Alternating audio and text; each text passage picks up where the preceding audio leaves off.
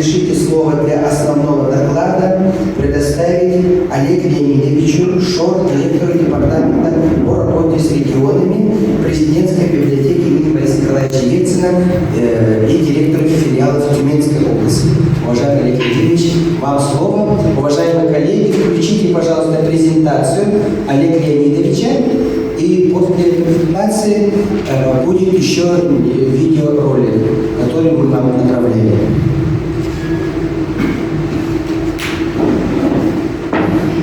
Добрый день еще раз, уважаемые коллеги.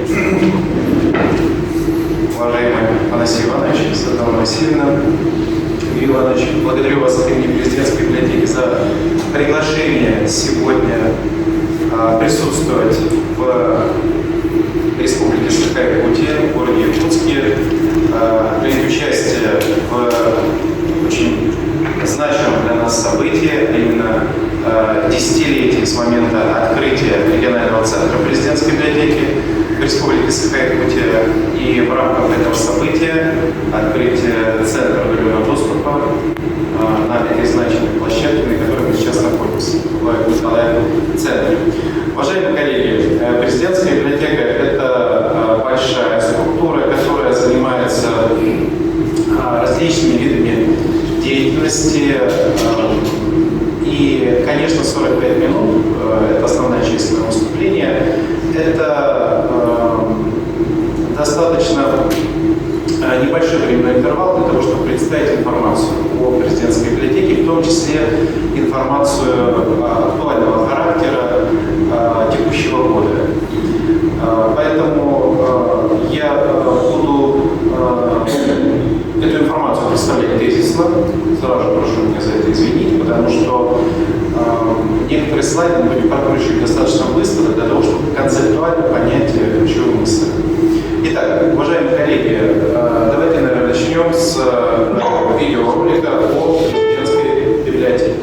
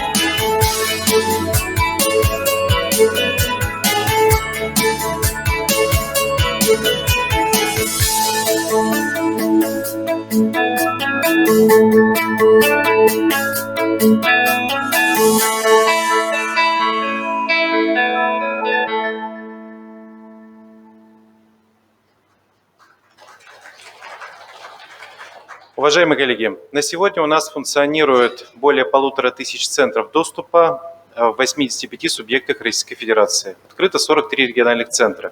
Я хочу обратить ваше внимание, что юридические площадки, которые находятся в виде непосредственно президентской библиотеки, расположены в 3 городах. Это главная структура в Санкт-Петербурге, наш резервный центр в Москве и филиал в Тюменской области. Также у нас функционирует... Так, а куда нужно направлять, чтобы... Да, спасибо. Также у нас функционирует Центр удаленного доступа в 32 странах мира. В 2022 году были открыты центры доступа в Египте и в Сирийской Арабской Республике. Фонд президентской библиотеки на сегодня превышает 1 миллион единиц хранения. Мы постепенно приближаемся к отметке в 100 миллионов сканов. Это уникальные материалы, порядка 50% документы архивного хранения. И в центре слайда вы можете видеть виды материалов, которые представлены у нас в фонде. Как выглядит ресурс президентской библиотеки? Вот, например, перед нами лаврентьевская летопись. Мы можем ее посмотреть, можем ее увеличить достаточно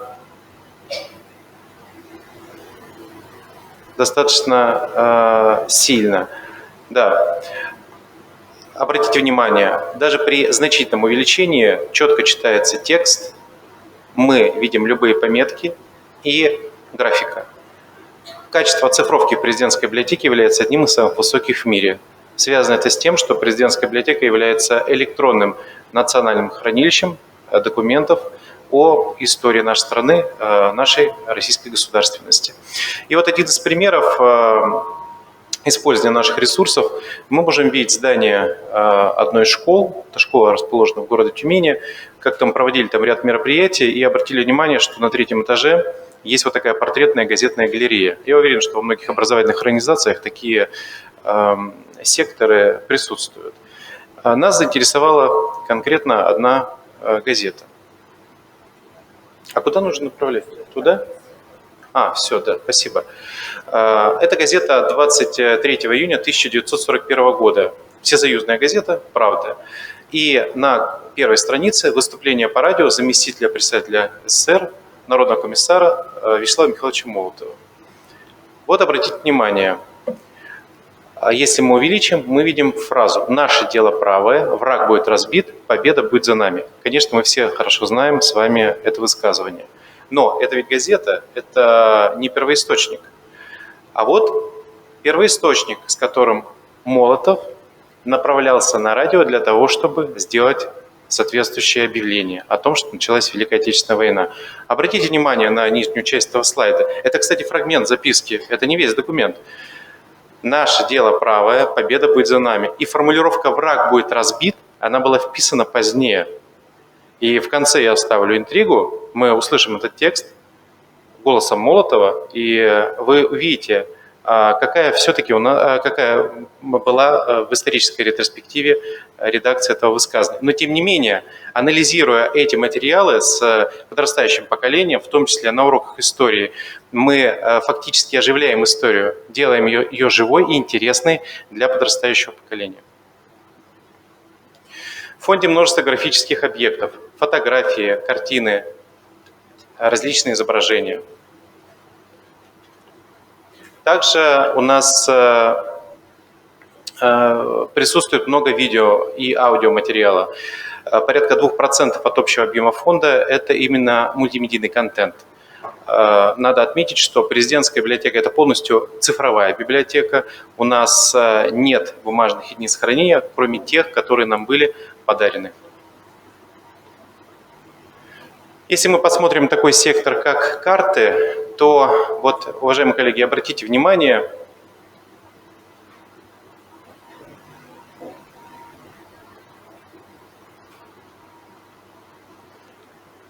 на этом слайде две карты.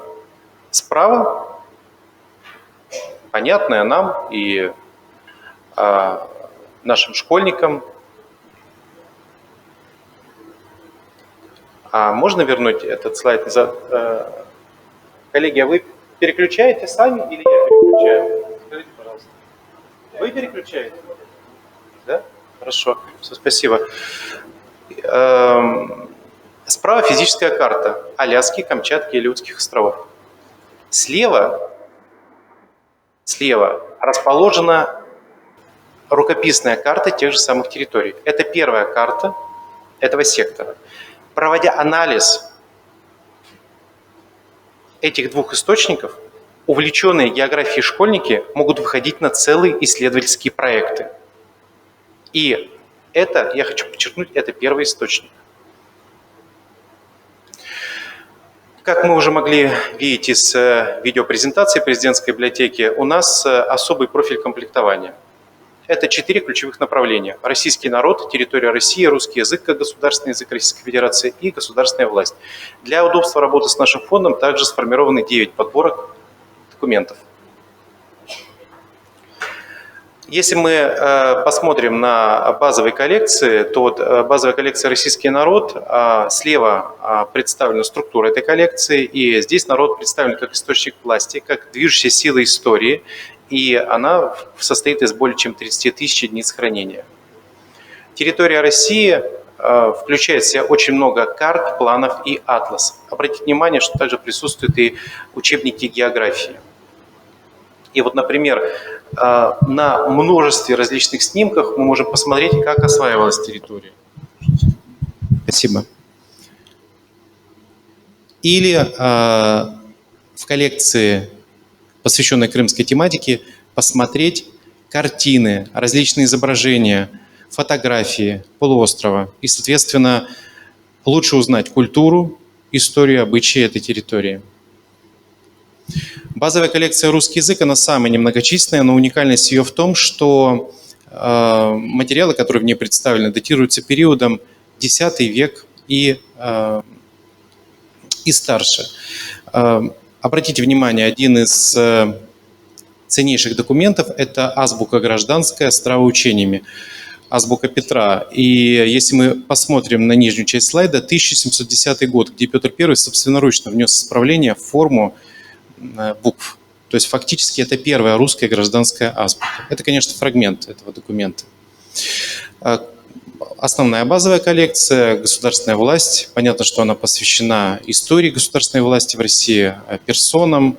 В целом раскрывает ключевые вопросы, имеющие отношение к государственности. Также у нас, если мы посмотрим на подборки событийного характера, то все эти события, понятно, уважаемые коллеги, нам хорошо известны, но вот давайте посмотрим на примере конкретной событийной коллекции, как она выглядит. Коллекция «Отечественная война» 1812 года. В центре мы видим структуру коллекции. При этом мы говорим про 1812 год, но затрагиваем не только этот период, затрагиваем период значительно до и после. Какие события на геополитической арене привели к военному столкновению и как строилась жизнь после войны. Общий объем документов этой коллекции почти 1000 единиц хранения. Посмотрите на некоторые из них, очень интересные. Слева мы видим фрагмент рукописного письма на французском языке Александра I Наполеону I. И если мы посмотрим официальный перевод, а к этим документам прикладываются официальные переводы, то начинается этот текст следующим образом. А я хочу подчеркнуть, это письмо было отправлено в тот момент, когда французские войска уже перешли границу России. Уже произошло вторжение. Тем не менее, Александр пишет: «Государь, брат мой, вчера я узнал, что, несмотря на добросовестность, с которой я выполнял мои обязательства по отношению к вашему величеству, ваши войска перешли границы России». То есть, изучая эти документы с обучающимися, мы делаем эти исторические факты намного интереснее. Мы фактически погружаем их в ту реальность. И заканчивается это письмо: «От Вашего Величества зависит избавить человечество от бедствий новой войны». Фактически мы анализируем с детьми те дипломатические шаги, которые предпринимала наша сторона для того, чтобы не допустить этого конфликта. И справа мы уже видим очень интересный документ от 1904 года. Это ратификация договора Московского престола Наполеона I и его династии с подписями и печатями. Надо отметить, что в период Отечественной войны 1912 года, когда еще действовало крепостное право, большую популярность получили карикатуры. Фактически вот такая графическая передача информации, она способствовала тому, что нация помогала армии, сплачивалась вокруг армии. И когда мы школьникам показываем эти рисунки, это всегда интересно, это всегда динамика, это всегда интерактив. Мы спрашиваем, что вы видите? Появляется очень много различных версий. И одна из версий, которая нам очень нравится, в каждом классе находится тот, кто говорит: это инструкция, как действовать в той или иной ситуации, когда противник находится вот фактически у порога твоего дома. Можно с этим в какой-то степени тоже согласиться. Но самое главное, информационные ресурсы президентской библиотеки при грамотном использовании трансформируются в образовательные и далее несут мощнейшую воспитательную функцию. У нас ключевая проблема какая сейчас? Детям не всегда интересно на уроках. Они сидят в гаджетах, в телефонах. Клиповость мышления, когда мы не можем воспринимать информацию в долгую. Нам нужна быстрая сменяемость, нам нужен постоянный интерактив. Эти ресурсы дают этот интерактив.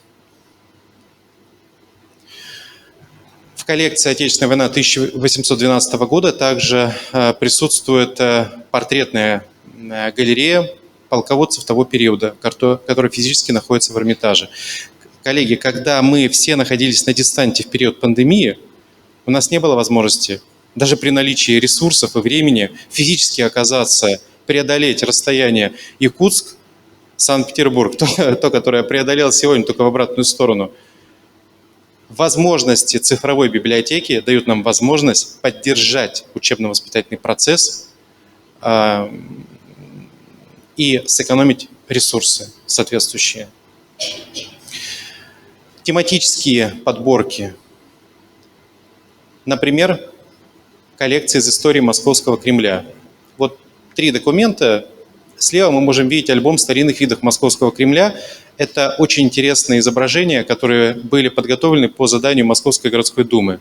Справа рукописную карту Московского Кремля, которую вы, кстати, можете видеть, подготовили в том числе с участием иностранных партнеров, потому что она на иностранном языке. А в нижней части фотография Красной площади в день инаугурации, 1896 год. Вот такого рода материалы представлены в тематической коллекции, посвященной Кремлю. Это, естественно, не все, это малая часть.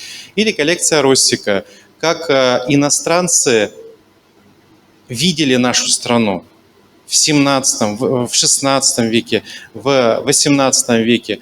Наша страна глазами иностранцев. А ведь многие приезжали с разными миссиями: купеческая, военная, дипломатическая, даже разведывательная. И в зависимости от целей приезда наших иностранных коллег меняется и трактовка подачи информации. Но очень важным является тот факт, что в определенный период времени вот эти наблюдения являются очень значимым историческим компонентом в изучении нашей страны, уже на уровне, так сказать, наших соотечественников. Персоноведческие коллекции посвящены выдающимся деятелям истории, культуры, политики. на протяжении истории нашего государства. И здесь невозможно не отметить коллекцию, посвященную великому поэту и писателю Александру Сергеевичу Пушкину. Я, уважаемые коллеги, включу небольшой видеофрагмент от видеофильма, посвященного последним минутам жизни Александра Сергеевича. И сразу же хочу сделать акцент вот на чем. Он всего на чуть меньше 2 минут. Возможно, будет чуть-чуть подтормаживать, потому что мы видели с вами такую подачу в самом начале, технологическую особенность данной презентации. Но обратите внимание, мы изучаем творчество Александра Сергеевича на литературе, на внеурочных различных мероприятиях, в библиотеках всегда очень углубленно. Это очень большой пласт нашей культуры, нашей литературы. И материалы об Александре Сергеевиче, они всегда востребованы. Посмотрите, пожалуйста, на этот видеофрагмент. В дни, когда Пушкин умирал и ранен лежал здесь в кабинете, Жуковскому Пушкин просил передать царю: «Жаль, что умираю, весь был бы его».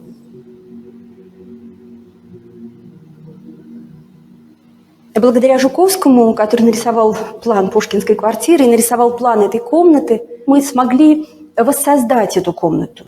Но вот о том, что Пушкин говорил слова на этом диване, мы узнали совсем недавно. Однажды нам повезло встретиться с заместителем директора Бюро судебно-медицинской экспертизы Ленинградской области, профессором Юрием Александровичем Молиным.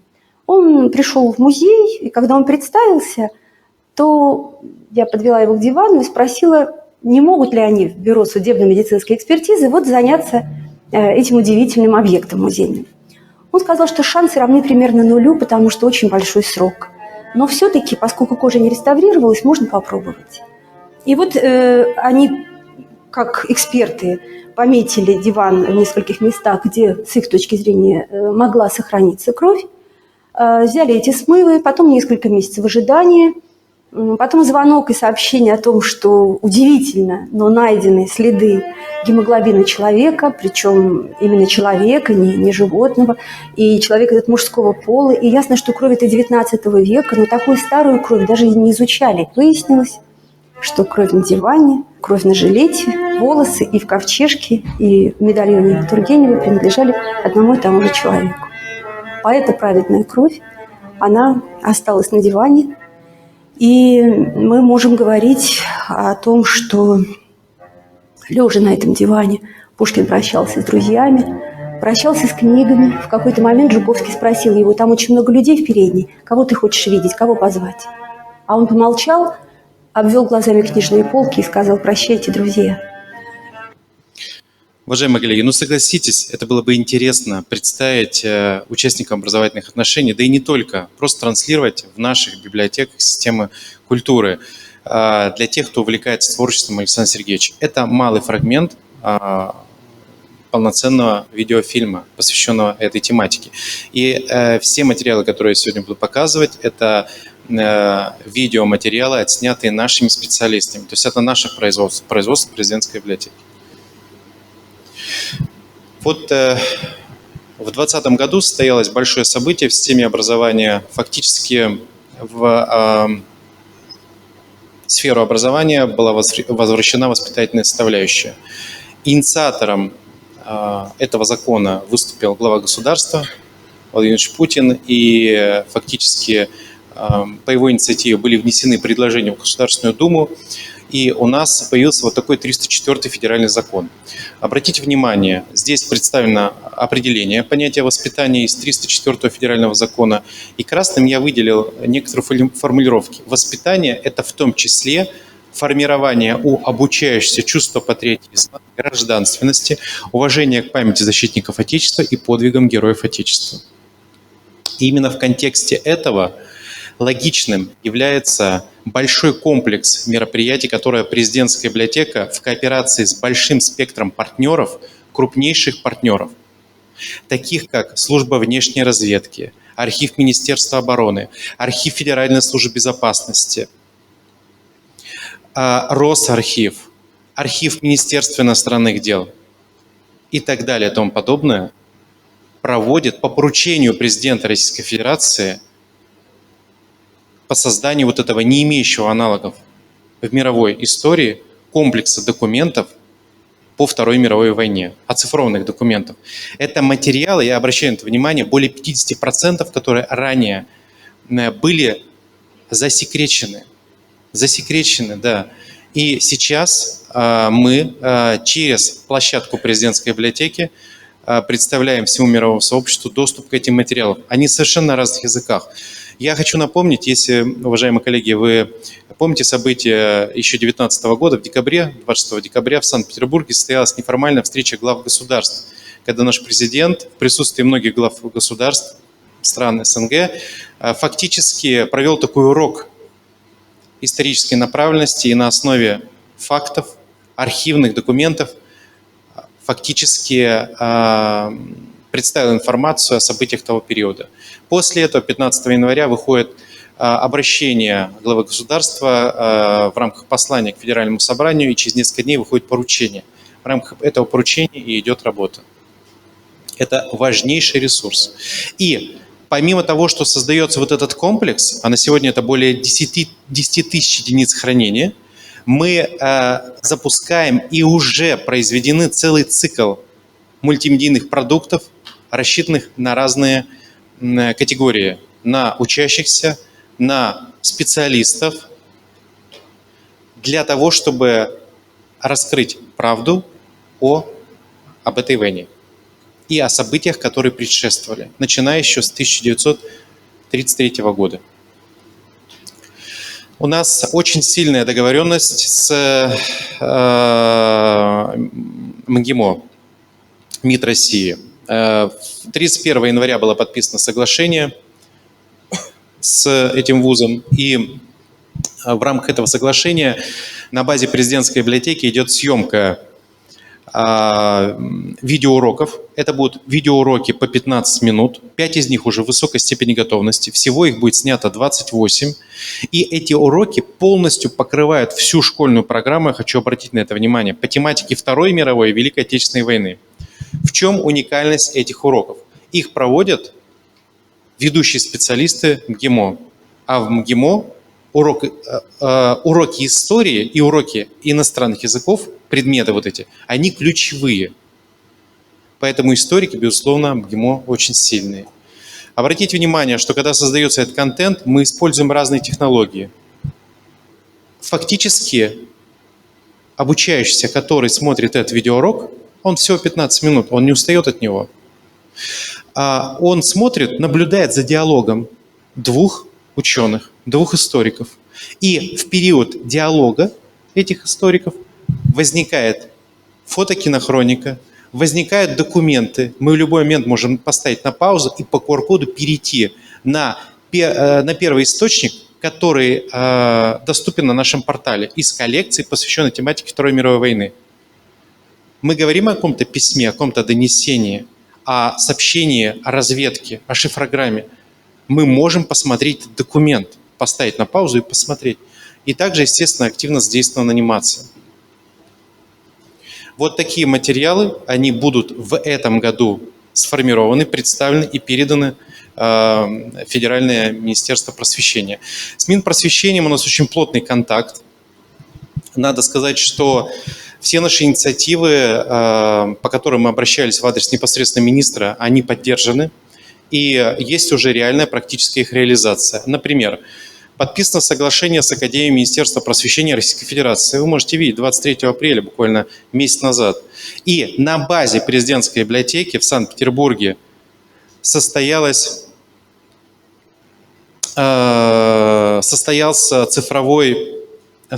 форум по цифровой образовательной среде, который проводился для всего Северо-Западного федерального округа. Сейчас мы договорились с коллегами из Минпросвещения, что по федеральным округам, когда такие форматы будут реализованы, наше участие будет включаться в содержательный компонент. То есть фактически ресурс президентской библиотекой Министерством просвещения принимается как легальный верифицированный контент, и мы уже начали передачу материалов из фонда президентской библиотеки для встраивания нашего контента в библиотеку цифрового образовательного контента Министерства просвещения. То есть, когда учащиеся нашей страны будут через профильные системы Минпросвещения заходить на ресурсы, они будут видеть контент президентской библиотеки по тематике Второй мировой войны и не только. А это, уважаемые коллеги, миллионы детей по всей нашей стране. Потому что с 1 сентября текущего года использовать абы какой контент в учебно-воспитательном процессе будет нельзя. Можно будет использовать только федеральный контент и тот контент, который прошел экспертную оценку. И сейчас в Минпросвещении мы работаем как раз над тем, чтобы наши ресурсы были интегрированы в их материалы.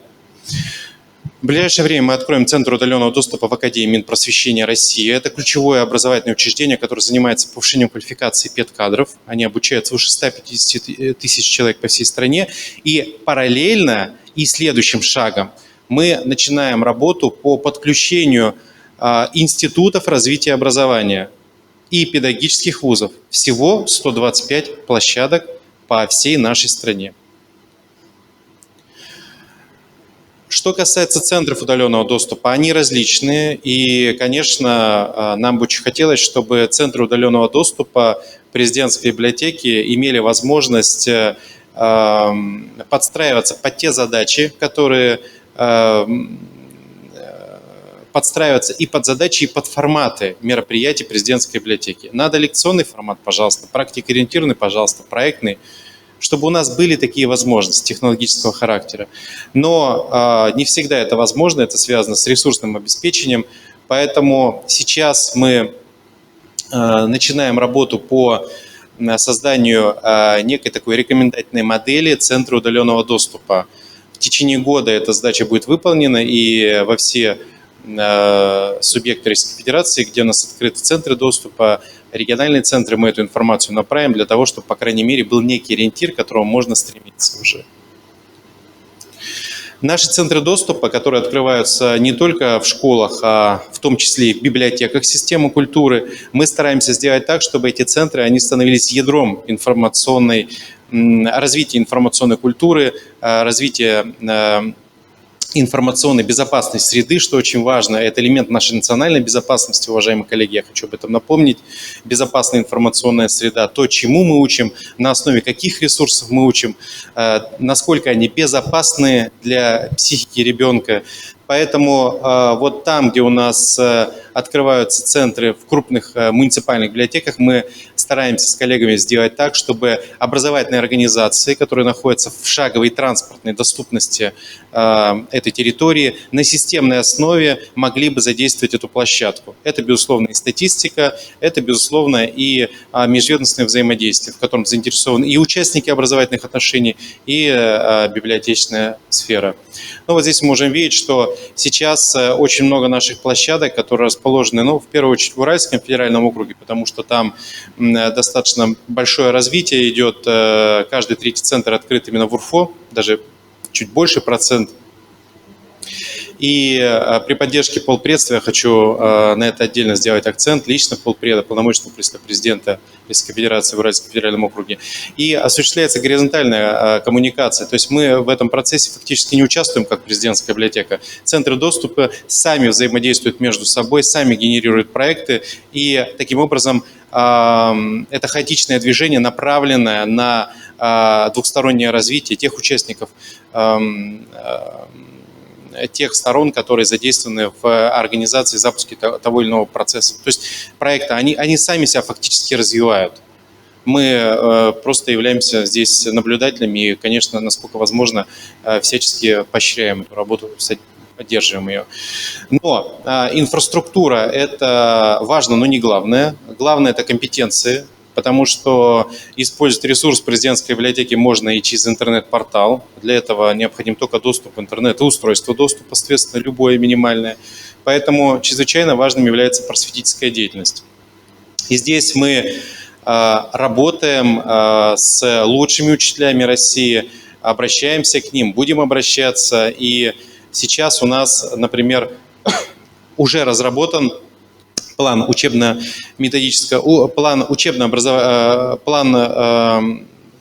образовательного модуля дополнительного повышения квалификации, значит, который будет рассчитан на 90 минут. Мы его сейчас будем наполнять в том числе с видеозаписями лучших учителей России, победителей конкурса «Учитель года». И фактически это будет такая большая презентация ресурсных возможностей президентской библиотеки для системы образования. Вот этот модуль мы передадим в Академию Минпросвещения и в Институт развития образования. То есть фактически он должен быть интегрирован в систему повышения квалификации страны. И наши учителя, а я хочу подчеркнуть, это 1 200 000 человек, в целом по России в той или иной степени будут иметь возможность пройти по нему обучение силами региональных институтов развития образования. У нас, по крайней мере, мы для себя ставим задачу, это учителя социально-гуманитарного профиля и специалисты школьных библиотек. То есть не ставить задачи обучить всех. Ну вот пример взаимодействия с победителями конкурса «Учитель года», когда прямо на Красной площади Артур Викторович Заруба проводит мастер-класс для обучающихся Москвы и Московской области в павильоне президентской библиотеки. Это в рамках большого проекта «Спасская башня детям». Нам, в принципе, вот при большом желании, когда подобные проекты будут реализовываться, ничего не мешает, чтобы и ребятишек из Якутска к этому мастер-классу подключить в режиме ВКС и фактически проблему цифрового неравенства ее упразднить. То есть главное понимать, что это интересно вам, уважаемые коллеги, интересно нашим коллегам в тех территориях, которые у нас сейчас находятся в режиме видеоконференц-связи. И при наличии таких возможностей, конечно, такую практику мы, я думаю, что будем задействовать.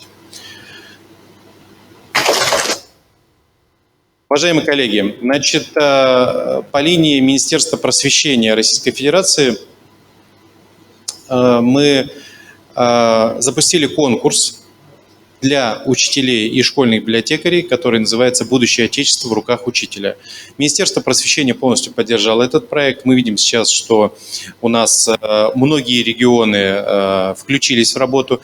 Перед вами письмо, которое ушло с федерального уровня на уровень региональных министров образования субъектов Российской Федерации. Я хочу подчеркнуть, что победители этого конкурса будут приглашены в президентскую библиотеку. Часть расходов мы возьмем на себя. И конкурс идет по 7 номинациям. В том числе, уважаемые коллеги, обратить внимание, номинация «Лучший урок основ духовно-нравственной культуры народов России», а также «Лучшее воспитательное событие». Это очень актуальные и важные темы в контексте и 809-го указа президента, о котором сегодня ноябрьского мы уже говорили. В год педагога и наставника президентская библиотека принято решение оцифровать. Это беспрецедентный шаг. Я хочу сразу же об этом сказать, потому что «Учительская газета» – это ведущее издание в стране, издание, которому 3 октября следующего года исполнится 100 лет. Издание еще всесоюзного значения. И там, естественно, лучшие методики, лучшие практики, опыт лучших учителей Советского Союза и Российской Федерации. И эти материалы будут оцифрованы, представлены на нашем портале. Соглашение с «Учительской газетой» мы планируем подписать в рамках Петербургского международного экономического форума уже менее чем через месяц. Уважаемые коллеги, президентской библиотекой накоплен значительный потенциал с точки зрения поддержки учебно-воспитательного процесса. И поэтому мы в этом году, в год педагога и наставника, запускаем целый ряд образовательных проектов. Один из них, я бы хотел на нем отдельно остановиться, в правой части слайда вы видите, это стажировки. Никогда ничего подобного в президентской библиотеке еще не было. Сейчас идет разработка программы. Стажировка будет состоять из 2 компонентов. Работа в самой президентской библиотеке с лучшими специалистами нашего учреждения и культурная программа в столице Санкт-Петербурга.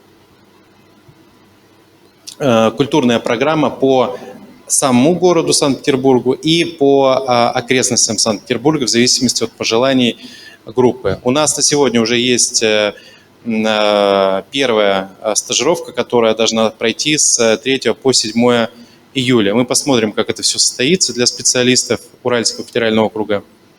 И далее будем надеяться, что вот такой формат он будет востребован субъектами Российской Федерации. Сразу же хочу сказать, что это будет возмездный характер, потому что у нас нет государственного задания на это направление, но с учетом расходов на перелет или переезд и проживание в Санкт-Петербурге, стажировка рассчитана на неделю. Если быть точным, на 4 полных рабочих дня, ну плюс там приезд, отъезд. И группа у нас будет комплектоваться примерно по 50 человек. Вот. Посмотрим, как пройдет первая стажировка, подготовим видеоотчет, и я думаю, что в летний период этот видеоотчет уже представим. Также у нас будут запланированы вторым этапом стажировки на базе Тюменской области, где, напомню, функционирует филиал, единственный филиал в России, единственный филиал президентской библиотеки, который является методическим центром. И в Тюменской области, как в Уральском федеральном округе, накоплен большой потенциал взаимодействия в межведомственном формате. То есть там именно практика. Если в Петербурге это все-таки теоретическая часть лекционного характера, то в Тюменской области это будет непосредственно практика, работа со специалистами, которые не один год уже используют нашу ресурсную базу. Поэтому это будет второй такой формат стажировки. Уважаемые коллеги, мы активно взаимодействуем с Роскосмосом. Не могу не сказать, что вот несколько лет назад в президентской библиотеке проходил такой день космонавтики. И благодаря поддержке Роскосмоса и Ростелекома у студентов и школьников, которые находились на Сенатской 3, в нашем здании была возможность в режиме телемоста, я хочу подчеркнуть, не видеозаписи, а телемоста, общаться с действующими космонавтами, которые находились в это время на орбите. То есть было задано порядка 10 вопросов, и тут же получены на них ответы. Ну, понятно, там, с секундной задержкой. Нам, в принципе, вот технологически никто не мешает, когда подобный формат будет реализован, подключить и Дальневосточный федеральный округ. Но представляете, насколько это будет интересно? То есть это, в принципе, технологически абсолютно возможные вещи.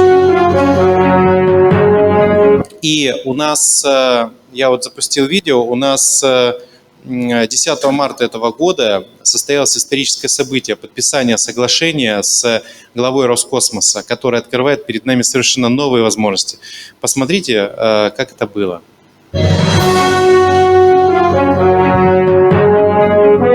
Уважаемые коллеги, дорогие друзья, мы рады приветствовать всех участников сегодняшнего мероприятия. Будет подписано соглашение о сотрудничестве между президентской библиотекой, Управлением делами президента и госкорпорацией «Роскосмос».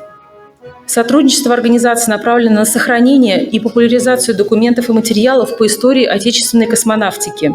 В рамках соглашения планируется реализация совместных просветительских проектов, организация и проведение научно-практических конференций, семинаров, образовательных мероприятий, которые будут способствовать продвижению знаний, связанных с развитием космонавтики. Ну вот мы вам один еще экспонат обещали. Личное дело Юрия Алексеевича Гагарина.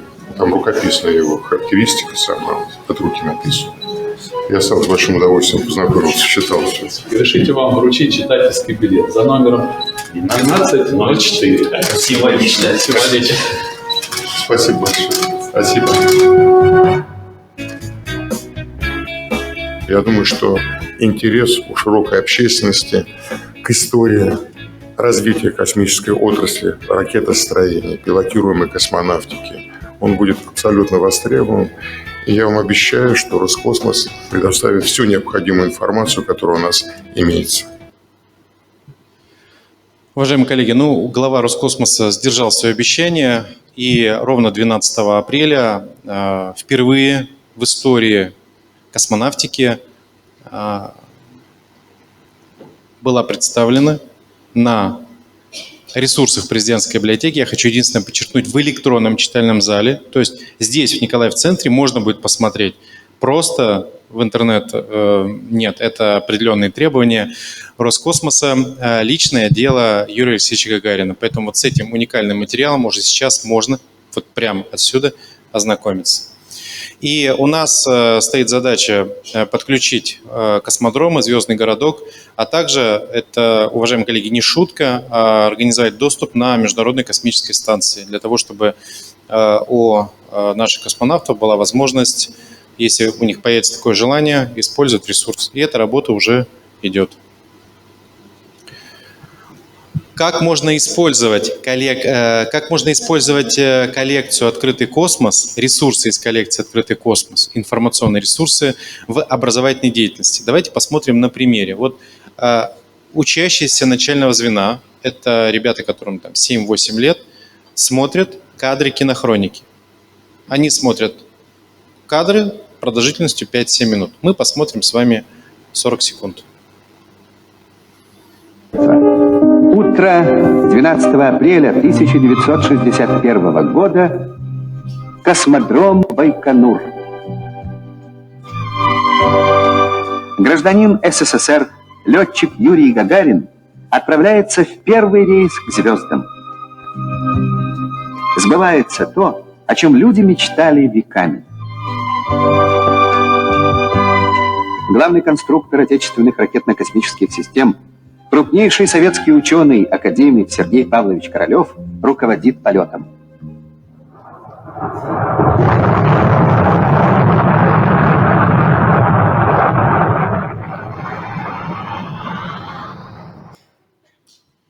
Уважаемые коллеги, посмотрев вместе с учителем начальных классов кадры кинохроники, ребята создают мультипликационный проект. Давайте посмотрим, что получилось у учащихся первого класса. Но этот мультипликационный проект должен быть максимально приближен к исторической действительности, то есть к тому, что они видели из документального видео.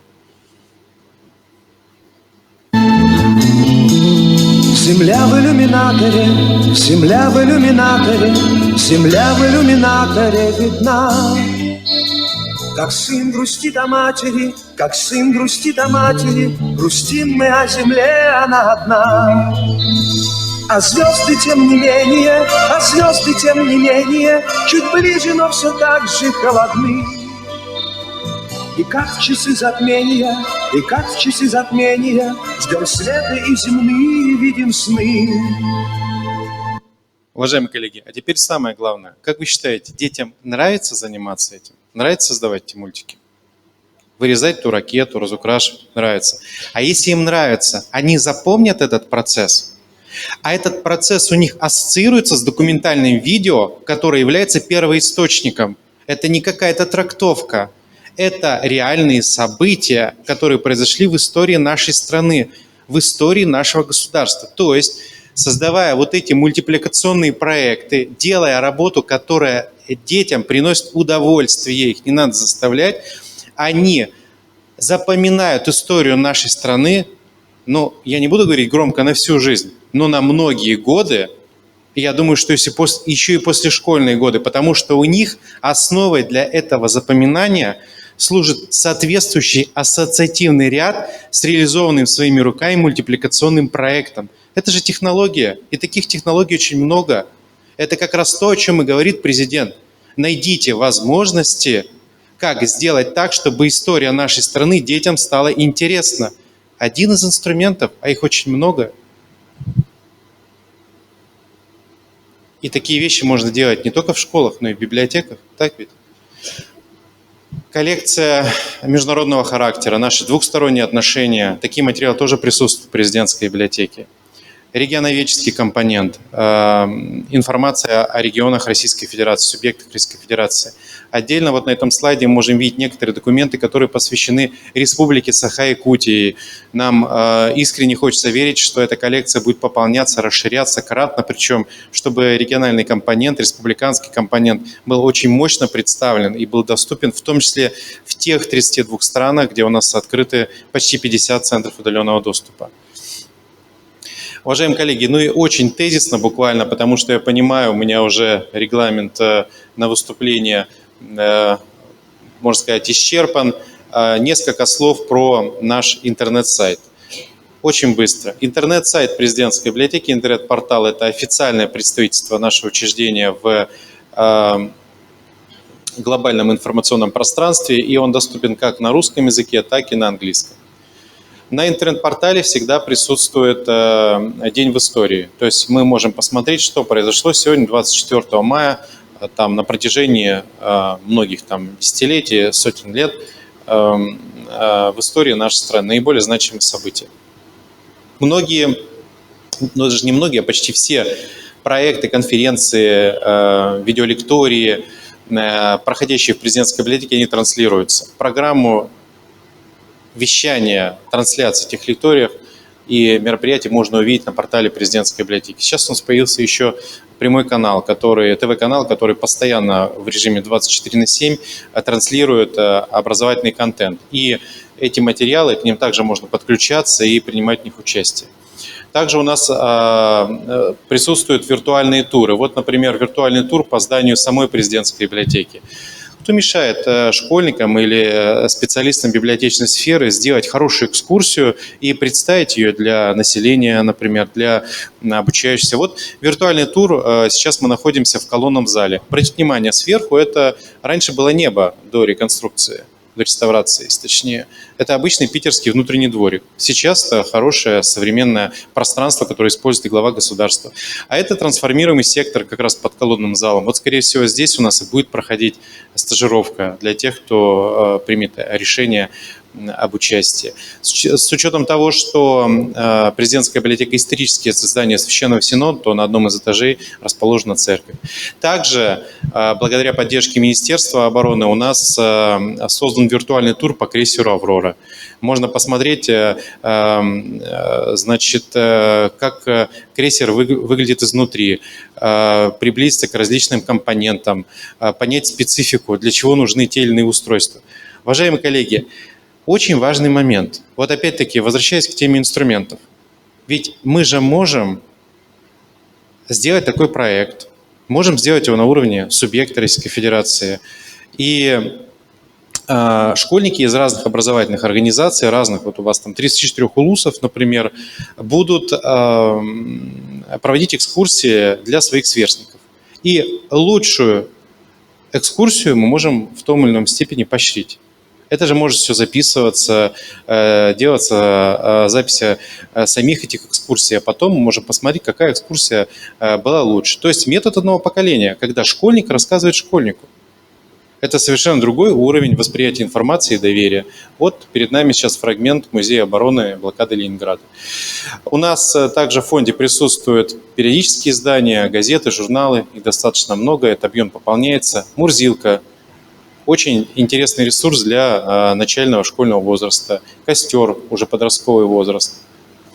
И вот про форматы, про инструменты. Я не буду подробно здесь сильно останавливаться, просто скажу, что вот очень интересное направление, которым мы не один год занимаемся, мы посмотрели в свое время его в Алтайском крае, это IT-тимуровцы. Когда школьники старшего звена в свободное от урока время обучают работе с компьютером и с нашим порталом, знакомятся с нашим ресурсом представители серебряного возраста. Самый главный компонент здесь — воспитательная связь поколений. Когда бабушка и дедушка чувствуют внимание, и ребенок может напитаться вот этими правильными ценностями от человека, который имеет большой жизненный опыт. В этом процессе выигрывают все. Спектакли, когда труппа студентов Института культуры выезжает в школы и в интересной, нестандартной форме для ребятишек 6-9 лет дает спектакль, посвященный тематике президентской библиотеки. Очень интересная форма, которую можно в том числе и реализовывать в возмездном формате. Когда у нас депутаты выезжают в разных фракциях, хочу сразу же подчеркнуть, и проводят уроки по тематике Второй мировой войны, Великой Отечественной войны, используя нашу контентную базу. Они же ездят по разным школам, за каждым закреплены разные участки. Или вот проект, который только-только завершился неделю назад, очень интересный, когда были подготовлены библиотекари из городской библиотечной системы, ну, конкретно вот мы говорим города Тюмени, они были направлены в школы, вот вы видите на карте, это порядка 20 образовательных организаций, и были проведены уроки, посвященные ресурсной базе президентской библиотеки, в том числе был представлен ресурс городской библиотечной системы. Фактически мы просто способствовали с точки зрения организации. Родительская общественность. Родительской общественности очень интересны будут материалы, связанные с проектом «Президентская летопись». Вот я, наверное, уже не буду сейчас включать фрагмент, он двухминутный, но это материалы, естественно, патриотического характера, которые раскрывают функционирование института президентской власти, рассказывают о символах президентской власти, о личной библиотеке главы государства, о личном архиве, о том, как работает механизм, когда мы обращаемся к главе государства с тем или иным письмом, через какие инстанции это все проходит. Это очень интересные материалы, которые могут быть интересны в первую очередь взрослому поколению. И мы говорим про разные категории граждан. Ну и, конечно, детская тематика, она очень важна, поэтому вот перед нами сейчас официальный детский сайт президента России. Он называется «Президент России гражданам школьного возраста». Вот он в таком вот ярком виде. kids.kremlin.ru. А доступ к нему, я хочу обратить ваше внимание, вот слева, kremlin.ru. Это официальный портал главы государства. На главной странице мы можем перейти на детский сайт президента России. Точно так же перейти с интернет-портала президентской библиотеки. Уважаемые коллеги, ну и в завершении я прошу меня простить за то, что чуть больше по времени. Связано это с ночным перелетом, поэтому я думаю, если бы немножко сегодня удалось поспать, я бы все-таки уложился в эти 45 минут. Мы очень заинтересованы в том, чтобы информация о президентской библиотеке, она распространялась через разные каналы коммуникации. Вот обратите внимание, мои документы, они же есть во всех субъектах Российской Федерации. Люди ожидают в очереди, там ЖК-панели. Пожалуйста, они могут посмотреть какие-то рекламные ролики о ресурсах, школы, библиотеки. Справа аэропорты. Это аэропорт Минеральных вод. Это фотография реальная.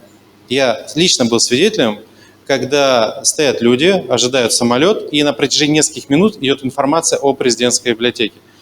Или на борту самолета Москва-Владивосток.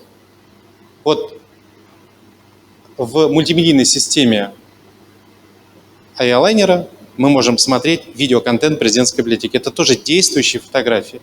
Мы заинтересованы в том, чтобы вот эти информационные стенды были в ваших библиотеках, в ваших школах. И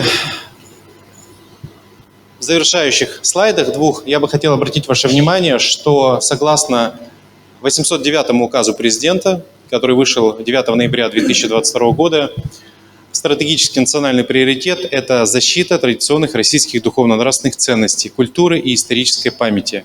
И вот те задачи, которые там ниже прописаны, я их не буду, с вашего позволения, сейчас озвучивать. Уверен, что все их хорошо знаете.